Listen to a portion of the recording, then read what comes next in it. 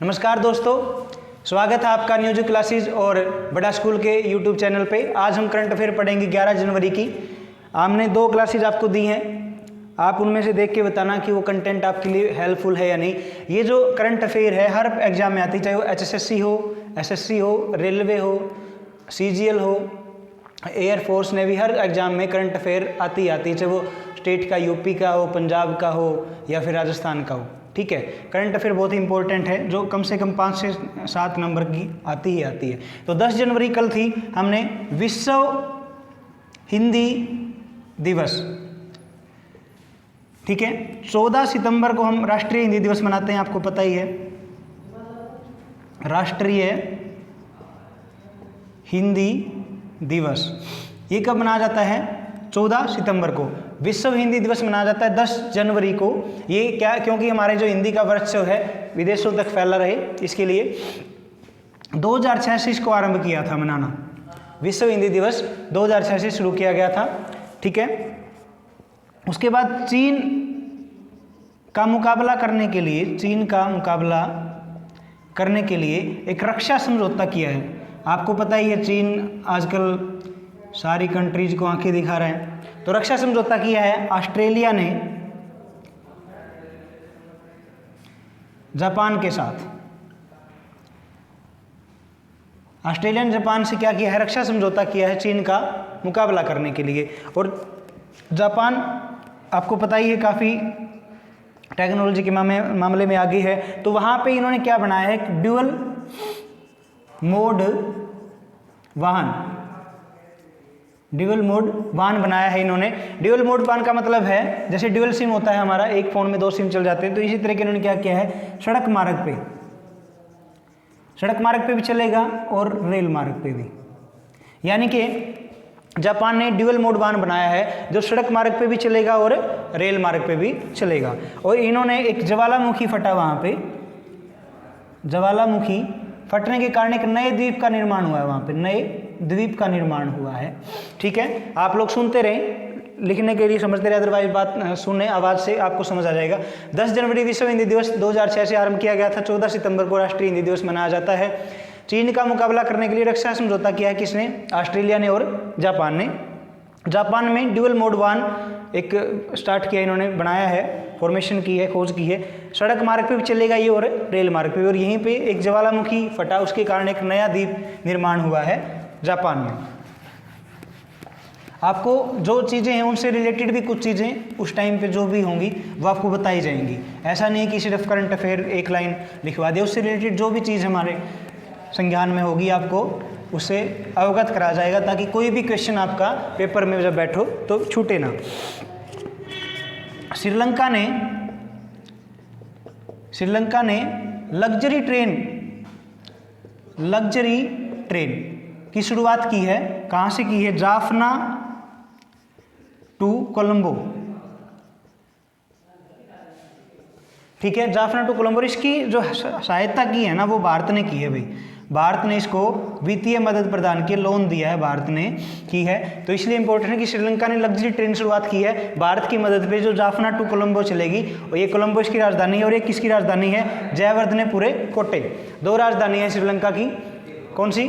कोलंबो और जयवर्धनेपुरे कोटे। और जाफना से ये ट्रेन चलेगी कोलंबो तक, लग्जरी ट्रेन जो भारत की सहायता से श्रीलंका ने शुरू की। और श्रीलंका और भारत के बीच में आपको पता ही है कौन सी खाड़ी है? पाक जल संधि जो हुई थी, पाक जल डमरू के नाम से जिसको जाना जाता है, ठीक है, जो चेन्नई साइड में यानी कि तमिलनाडु में पड़ती है भाई। विश्व रैपिड शतरंज चैंपियनशिप 2021, ठीक है, ये जीती है। इसके विनर हैं, कौन है विनर इसके? नोदिरबेक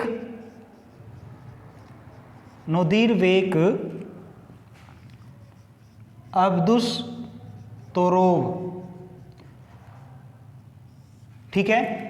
विश्व रैपिड शतरंज चैंपियनशिप 2021 के विजेता है नोदिरबेक अब्दुसतोरोव।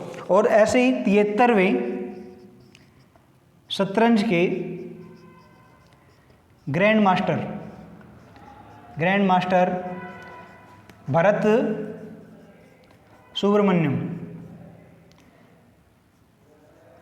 सुब्रमण्यम, ये चेन्नई से हैं भाई। तो भारत में जो शतरंज ग्रैंड मास्टर बनता है 73वां, वो बने हैं भरत सुब्रमण्यम जो चेन्नई से हैं। और रैपिड शतरंज चैंपियनशिप जो है 2021 के विजेता है नोदिरबेक अब्दुसतोरोव।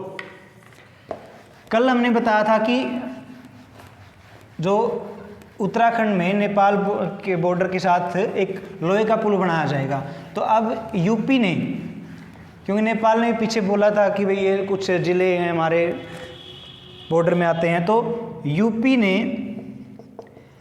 नेपाल बॉर्डर के पास, नेपाल बॉर्डर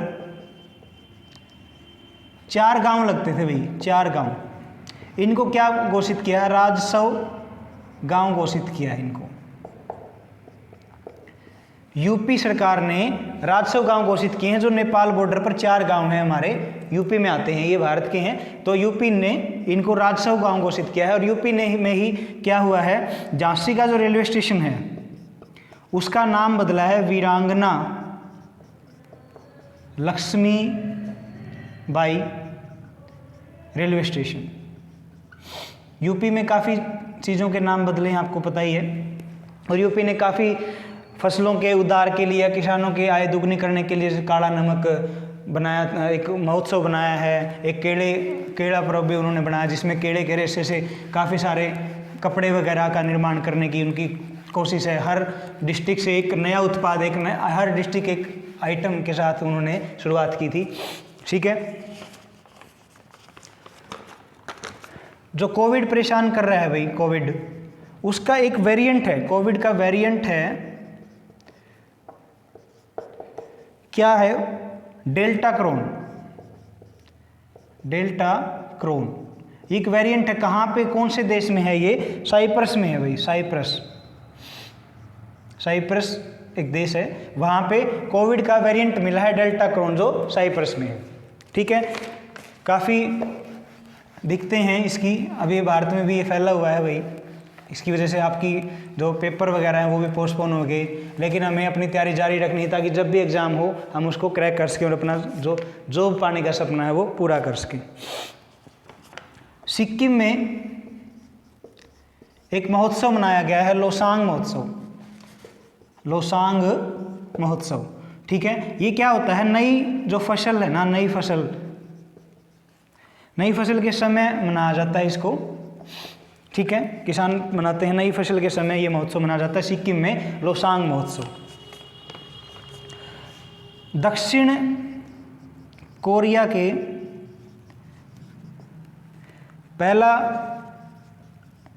कोरिया के लिए ये पहला गोल्डन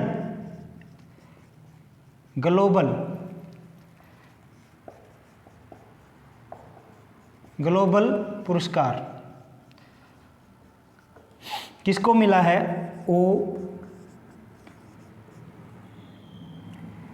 यांग सू। ठीक है, दक्षिण कोरिया के लिए पहला जो गोल्डन पुरस्कार मिला है ओ यांग सू को। इन्होंने नेटफ्लिक्स पे कोई नाटक सीरीज चलाई थी, उसके लिए मिला है। अभी दक्षिण कोरिया के लिए ये पहला है गोल्डन ग्लोबल पुरस्कार, जो ओ यांग सू, वृद्ध से व्यक्ति हैं ये, मैंने पिक भी देखी थी इनकी। तो वृद्ध से व्यक्ति हैं जिन्होंने नेटफ्लिक्स पे कोई सीरीज आई थी इनकी, उसके लिए इन्हें ग्लोबल पुरस्कार मिला है, गोल्डन ग्लोबल पुरस्कार, जो दक्षिण कोरिया से संबंधित हैं भाई। AIIB के उपाध्यक्ष बने हैं उर्जित पटेल को आप जानते ही हैं, जो पहले क्या रह चुके हैं RBI के गवर्नर, और काफ़ी इन्होंने बुक भी लिखी हैं जो इकोनॉमिक्स से ही रिलेटेड हैं। AIIB का है एशियन इंफ्रास्ट्रक्चर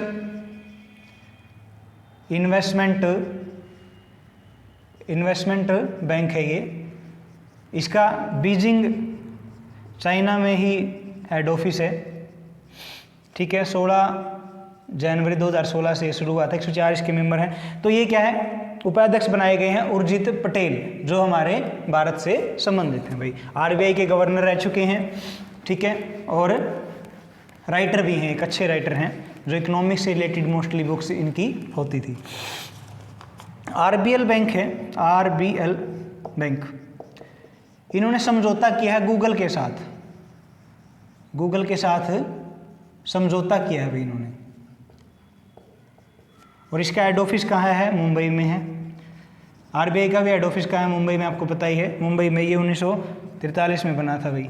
आरबीएल बैंक है, गूगल के साथ इन्होंने कोई समझौता किया है अभी।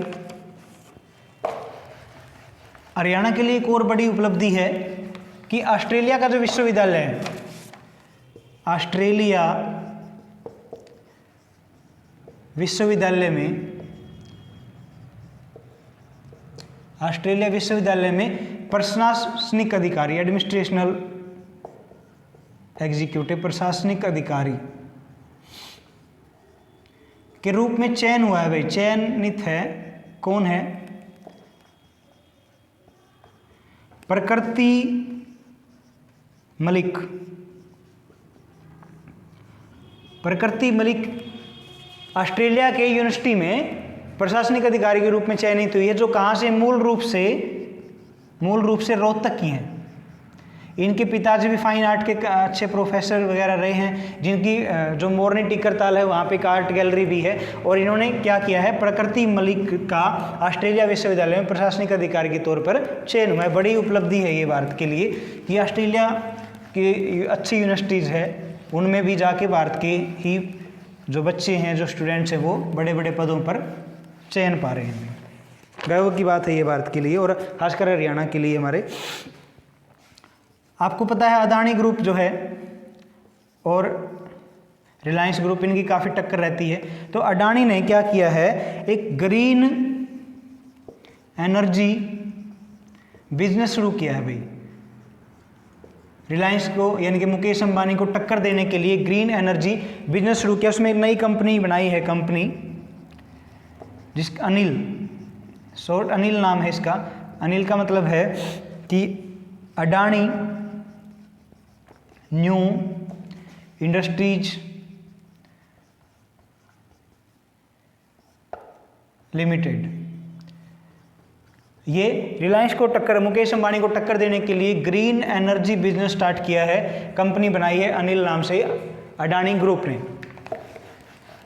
पीछे जो इन्हीं की वजह से इतना बड़ा किसान आंदोलन चला था कि सरकार द्वारा जो पूंजीपति हैं उनको फ़ायदा पहुंचाने के लिए कानून बनाए गए थे, जो किसानों को के हक में भी नहीं थे, बिल्कुल रास नहीं आए। दिसंबर माह के लिए अभी आईसीसी ने क्या किया था?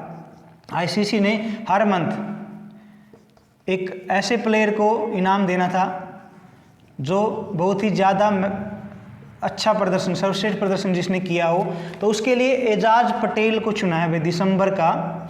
इसके लिए भारत के मयंक अग्रवाल और मिचेल स्टार्क ऑस्ट्रेलिया के जो बॉलर हैं, और एक एजाज पटेल, तीनों नामित हुए थे। उसमें एजाज पटेल चुने गए हैं, जिन्होंने, ये न्यूजीलैंड के हैं, न्यूजीलैंड के हैं ये। भारत के खिलाफ 10 विकेट लिए थे भाई, 10 विकेट एक ही पारी में टेस्ट क्रिकेट में, टेस्ट मैच में। दिसंबर के लिए ICC player of the month चुने गए हैं एजाज पटेल, जो न्यूजीलैंड के हैं। भारत के खिलाफ टेस्ट मैच में एक ही पारी में 10 विकेट लिए थे, मुंबई में हुआ था ये। और ये ऐसा करने वाले थर्ड क्रिकेटर हैं भाई, थर्ड क्रिकेटर हैं। इससे पहले कौन कौन है? एक जिम लेकर,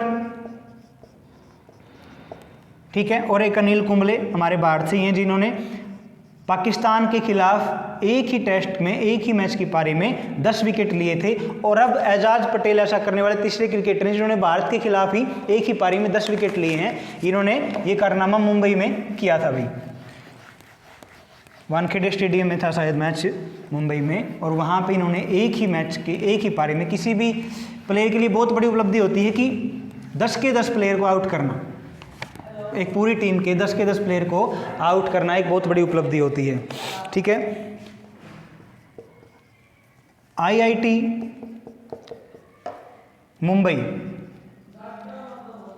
मुंबई के प्रोफेसर थे जोशी जी, इनको इंदौर IIT का क्या बनाया है, निदेशक बनाया, डायरेक्टर बनाया गया है भाई। IIT मुंबई के प्रोफेसर जोशी को इंदौर भेज दिया गया IIT डायरेक्टर बना के, ठीक है। और इसी के IIT मुंबई के ही एक प्रोफेसर हैं रंगन बैनर्जी, ठीक है, इनको दिल्ली की IIT का निदेशक बनाया गया है, ठीक है। IIT मुंबई के प्रोफेसर जोशी को इंदौर के IIT का निदेशक बनाया गया है और प्रोफेसर रंगन बैनर्जी को दिल्ली का। और एक कामकोटी ही मद्रास के ही प्रोफेसर, IIT मद्रास के ही प्रोफेसर थे, उन्हें वहीं की वहीं मद्रास की जो IIT है वहाँ का ही निदेशक घोषित किया गया है। कामकोटी जी हैं कुछ प्रोफेसर कामकोटी, ठीक है। तो आज के लिए इतना ही, कल मिलते हैं, तब तक आप लोग खुश रहें, पढ़ते रहें, स्वस्थ रहें और क्लासेस देखते रहें। आपके लिए कंटेंट कैसा है, हेल्पफुल है या नहीं है, या कुछ और हम कर सकते हैं इसमें, वो आप सजेशन दे सकते हैं। तब तक कल के लिए मिलेंगे नई करंट अफेयर के साथ 12 तारीख को। तब तक खुश रहें, पढ़ते रहें। जय हिंद, जय भारत।